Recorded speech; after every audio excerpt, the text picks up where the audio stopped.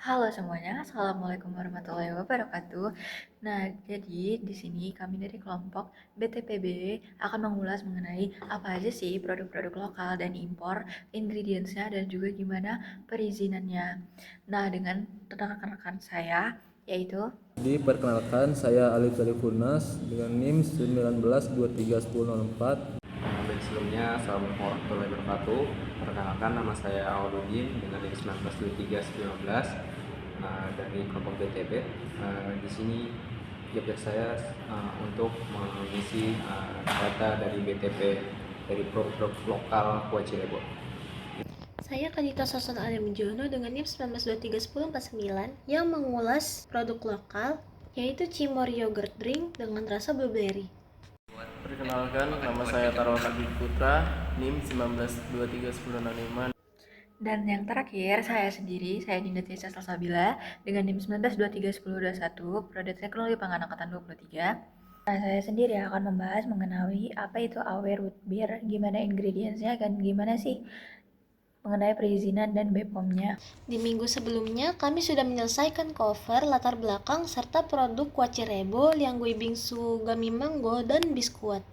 Pada majalah, kami sudah menyelesaikan keseluruhan produknya, tetapi untuk ingredients masing-masing produk akan kami tambahkan batas penggunaan masing-masing bahannya. Pada produk lokal pertama yang bernama Cimori Yogurt Drink dengan rasa blueberry, saya sudah menambahkan seluruh ingredients dan fungsinya, serta ingredients yang ditambahkan yang dilarang oleh BPOM, serta penjelasan labelnya jelas atau tidak. Dan juga saya sudah menambahkan nomor izin edar dengan kode MD.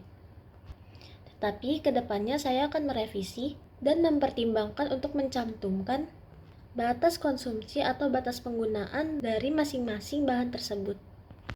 Jadi untuk ingredient sendiri itu ada biji bunga matahari, selanjutnya ada garam, anis powder, kayu manis, cengkeh, dan juga barisan sintetik yakni cinnamon dan clove.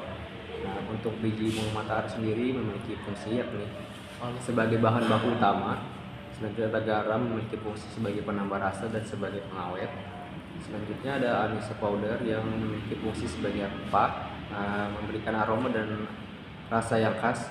Selanjutnya ada kayu manis 1% yakni rempah dan memberikan aroma, rasa manis dan juga hangat. Selanjutnya ada cengkeh juga sebagai rempah, memberikan aroma dan rasa pedas kuat. Dan juga ada perisa sintetik, cinnamon dan clove berfungsi sebagai penambah rasa dan aroma. Lanjut, ada ingredient yang dilarang oleh BPOM. Ingredient yang dilarang oleh BPOM ini tidak ada karena BTP yang ada pada Kue Cirebon ini berupa perisa sintetik yakni cinnamon dan clove yang sebagai penambah rasa dan aroma yang khas. Kemudian ada label. Pada kemasan label ini informasinya gizi dan komposisi dicantumkan dengan cukup jelas dan terbaca. Dan untuk nomor izin edarnya juga ada. Ikut berkontribusi dalam mengisi data-data dari produk impor candy yang dengan nama produknya itu adalah Lianggui Bingsu Gummy Mango Flavor, yang dimana di dalam produk ini memiliki komposisi yang pertama adalah gula yang mengandung pengawet sulfit, itu mencegah oksidasi pada produk yang akan merubah rasa dan warna akibat reaksi oksidasi. Terus yang kedua itu ada sirup malt, itu memberikan rasa manis yang lembut, yang soft, terus penyeimbang rasa pada produk dan memberikan tekstur yang kenyal. Terus yang ketiga ada tepung ketan, itu sebagai perekat alami dari bahan alami, sama memberikan tekstur yang kenyal juga. Terus ada konsentrasi sari buah mangga dengan presentasi sebesar 2%, memberikan rasa dan aroma yang alami pada produk tersebut. Terus ada blend stabil karagen, itu memberikan tekstur yang kenyal dan stabil. Terus ada pengatur keasaman, itu ada asam malat, ada asam sitrat dan vitranium sitrat. Itu untuk pengatur keasaman itu menstabilkan pH agar tekstur gummy itu tetap konsisten, jadi tidak mengeras ataupun tidak mencair, jadi tetap kenyal untuk teksturnya. Terus ada pengental gelatin sapi, itu pembentuk gel, itu ada gel forming agent dan menstabilkan tekstur. Terus ada pewarna sintetik, ini memberikan warna yang lebih cerah agar lebih terlihat seperti buah mangga yang diaplikasikan ke dalam produk ini dan menjadikan warna lebih alami lagi. Untuk pewarna sintetik ini ada tartarazin sama merah alura.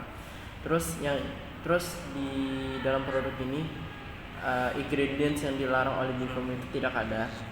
BTP yang digunakan dalam produk ini juga sesuai dengan ambang batas yang telah ditentukan oleh peraturan BPOM. Terus BTP yang digunakan juga itu pengawet sulfit yang terdapat dalam gula. Nah, karagen yang sebagai sumber stabil ini untuk mencegah pemisah air dan mempertahankan tekstur serta pewarna sintetik ini agar warna yang dihasilkan lebih stabil. Jadi dari ingredients pun juga terbilang aman karena masih sesuai dengan peraturan ataupun SOP di BPOM. Terus ada nomor izin edar juga. Mungkin itu sekian dari pemaparan saya. Produk impor yaitu biskuat.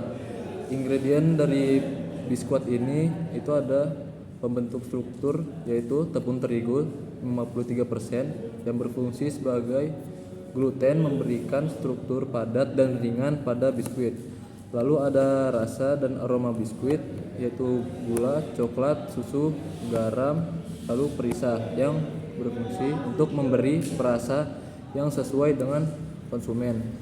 Selanjutnya itu tekstur menggunakan pengembang natrium bikarbonat itu untuk menghasilkan gas untuk mengembangkan adonan.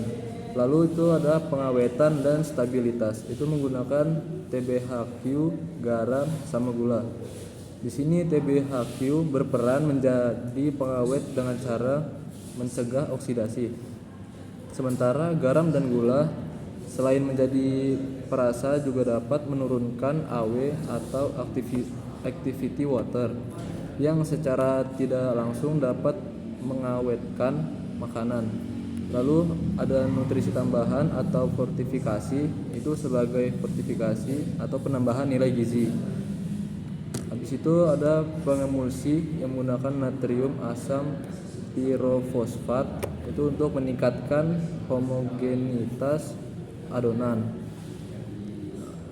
Kemudian untuk ingredient yang dilarang oleh BPOM itu tidak ada.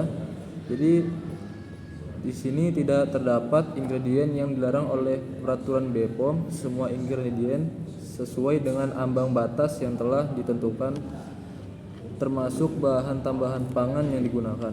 Lalu untuk label dari biskuat ini itu pada kemasan label informasi nilai gizi dan komposisi dicantumkan dengan cukup jelas dan terbaca. Untuk nomor izin edar atau NIE itu sudah terdaftar. Ya mungkin itu saja. Sekian dari saya. Terima kasih. Tugas saya selaku anggota kelompok yaitu telah mengidentifikasi bahan serta bahan tambahan pangan yang digunakan dalam produk tersebut. Apakah ada bahan yang dilarang dari ketentuan BPOM ataupun nomor izin edar yang tertera, apakah sudah sesuai, kemudian kejelasan pada label, mulai dari penjelasan produk hingga informasi gizi yang terdapat dalam produk tersebut, serta melihat apakah benar-benar produk tersebut halal yang dimulai dari ingredients hingga label ingredients yang tersedia.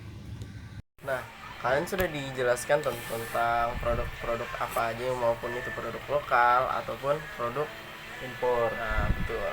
Jadi kesimpulan adalah berdasarkan hasil identifikasi bahan baku ingredients pada produk lokal maupun impor, dari kami tidak menemukan adanya BTP yang dilarang oleh BPOM, dan pemahaman terhadap BTP sangat penting untuk memastikan keamanan, kualitas, dan semuanya kepatuhan dan itu semuanya terhadap regulasi yang berlaku. Oleh karena itu, kami sebagai kelompok menegaskan bahwa komitmen untuk mencantumkan batas penggunaan bahan tertentu sesuai dengan ketentuan perundang-undangan yang ada. Jadi, guna memberikan informasi yang transparan dan menjaga keamanan konsumen untuk kita semua. Terima kasih. Dadah.